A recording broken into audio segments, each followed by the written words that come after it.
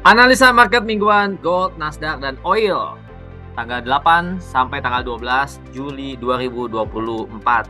Sobat trader, kita akan bahas market gold, juga Nasdaq dan oil ya.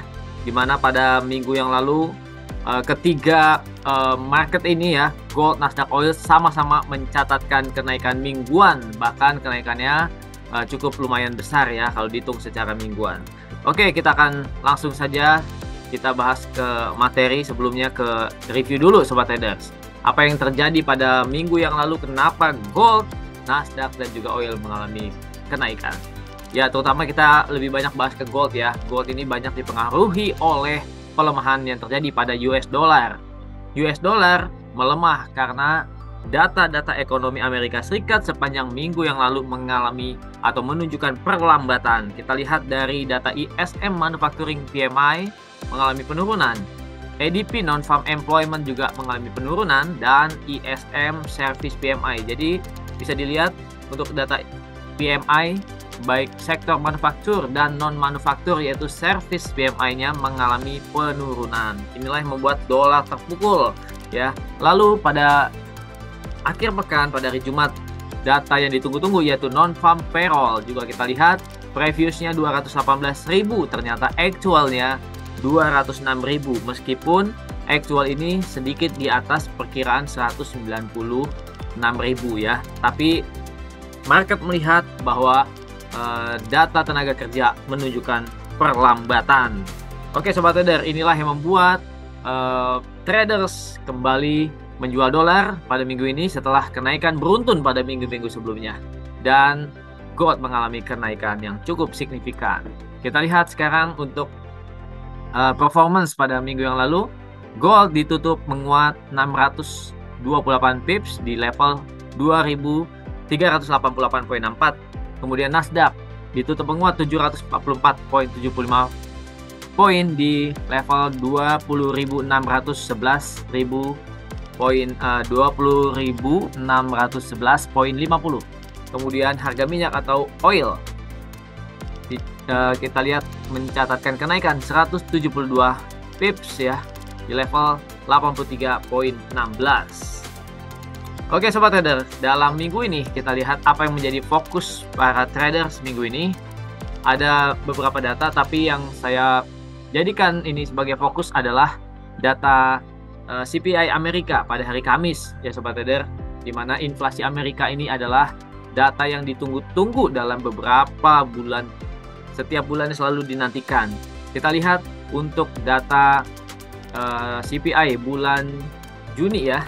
Periode bulan Juni kita lihat previousnya untuk year on year-nya adalah 3,3. Tetapi yang diprediksi untuk bulan Juni kemarin ada penurunan inflasi ke 3,1. Apakah akan sesuai dengan perkiraan? Maka ini akan cenderung membuat dolar tertekan, karena inflasi yang turun membuat para investor cenderung lari dari dolar ya. Karena akan membuat the Fed cenderung untuk mempercepat penurunan suku bunga.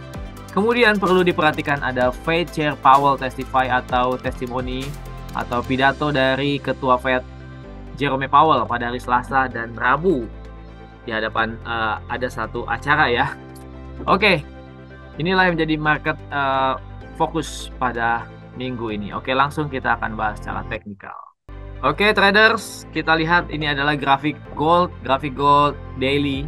Sobat trader bisa melihat bagaimana level-level gold, beberapa level-level sudah dia lewatin seperti 2368, yaitu tertinggi di bulan Juni ya sobat trader, di pertengahan Juni kita lihat sudah dilewatin sehingga terjadi breakout structure. Tetapi tertinggi pada awal Juni ya, artinya satu bulan yang lalu di 2387 belum berhasil di breakout. Kita lihat kalau pakai grafik D1, kita lihat grafik D1 nya sudah ya, kita lihat karena level tertingginya 2387.40, kemudian harga closing minggu yang lalu 2388. Jadi sudah terjadi breakout level tertinggi satu bulanan, artinya sudah breakout, terjadi breakout structure. Nah setelah terjadi breakout structure tentunya harga kemungkinan akan mengincar level yang lebih tinggi lagi. Kemana level terlebih tingginya kita lihat, bisa ke level ini dulu ya Sobat Trader. Ekornya yang ada di sini, ekornya ini adalah 2406 kemungkinan di situ ya, atau bisa juga mengincar body daily candle daily tertinggi di 2325. Tapi sebelumnya, sebelum langsung melanjutkan kenaikan, biasanya setelah terjadi breakout structure akan ada koreksi-koreksi turun terlebih dahulu. Jadi Sobat Trader, ketika harga mengalami koreksi turun, maka Sobat Trader bisa mencari posisi untuk buy ya. Jadi koreksinya ditunggu ya Sobat Trader. Misalnya apakah koreksi ke 2370 atau 2356, Sobat Trader bisa mengincar di level-level tersebut untuk posisi beli.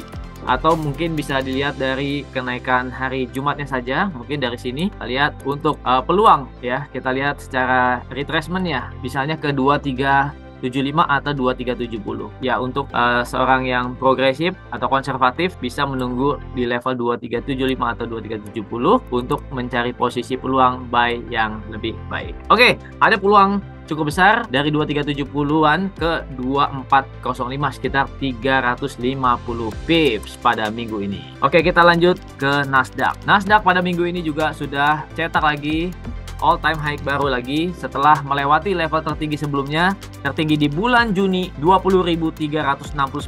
Minggu lalu harga close di level 20.611.50. Jadi Sobat Trader, Nasdaq secara tren atau indeks saham Amerika secara tren sedang bullish, bahkan strong bullish, mencetak level yang lebih tinggi lagi.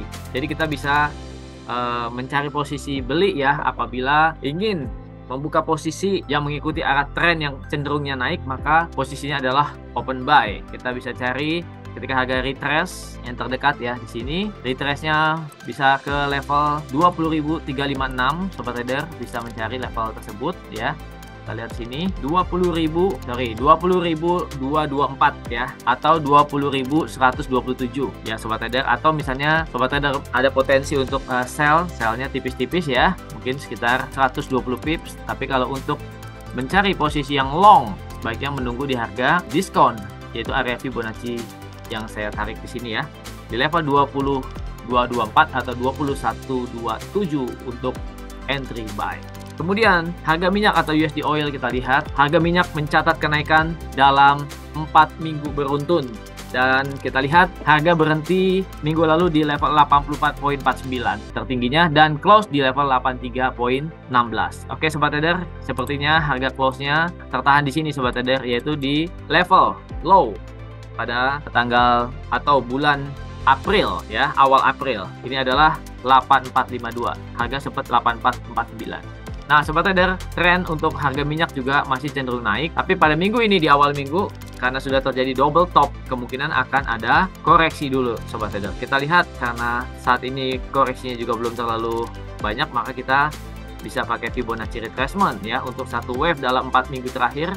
Kita lihat, jadi gold sudah naik sampai 84, hampir 8450, dan kita lihat cari untuk potensi belinya yaitu ketika koreksi turun ke 38.2 ya, 79.89 atau Fibo 50 78.47. Sobat Trader, peluangnya cukup besar untuk kita meraih cuan jikalau ngikutin arah tren pada minggu ini. Oke, demikianlah analisa gold, Nasdaq, oil. Banyak peluang-peluangnya, jangan lupa. Tetap ada risiko, batasi risiko Anda. Ayo trading sekarang, Java Global Future. Salam.